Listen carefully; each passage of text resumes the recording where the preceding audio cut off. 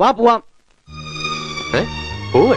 ആ പോവാന്ന് തന്നെ പറഞ്ഞേ. എന്തേ എന്റെ വീട് ചെറുതാ, അവിടെ വന്ന് താമസിക്കാൻ വരുന്നുണ്ടോ? നീ ചൂടാവേണ്ട കാര്യം പറ.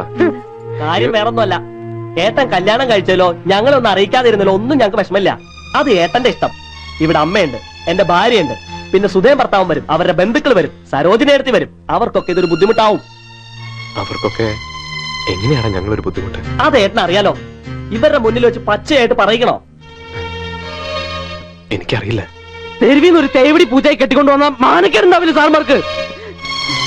അച്ഛന് മൂത്താണെങ്കിലും നിന്നെ ഞാൻ വിളിക്കട്ടോ പട്ടി.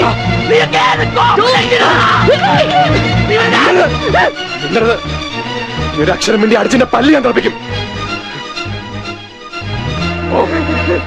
പോടാ, പുറത്തേക്ക് പോ.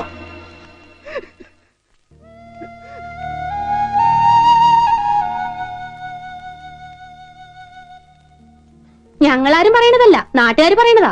പറഞ്ഞോട്ടെ, ഇവള് പട്ടിയോ പൂച്ചയോ ആരോ ആയിക്കോട്ടെ, എന്റെ പെണ്ണ, നിന്റെ ഏട്ടത്തിയ. രാജിയെ പോലെ ഇവക്കും ഇല്ലടാ ഇവിടെ ഒരു സ്ഥാനം.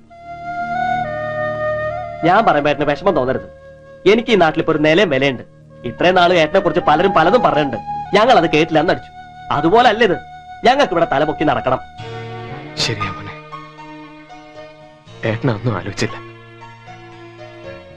നിങ്ങൾക്ക് വളർന്നു, പഠിപ്പുണ്ട്, പദവിയുണ്ട്. ഏട്ടനൊന്നും ആലോചിച്ചില്ല.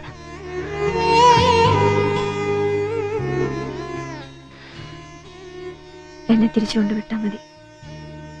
എങ്ങോട്ട്? ഞാൻ പോയിക്കോളാം. തിരിച്ചുകൊണ്ട് വിടാനല്ല നിന്നെ വിളിച്ചോണ്ട് വന്ന്. ഈ ലോകം വീണ് നിർത്തോട്ടെ.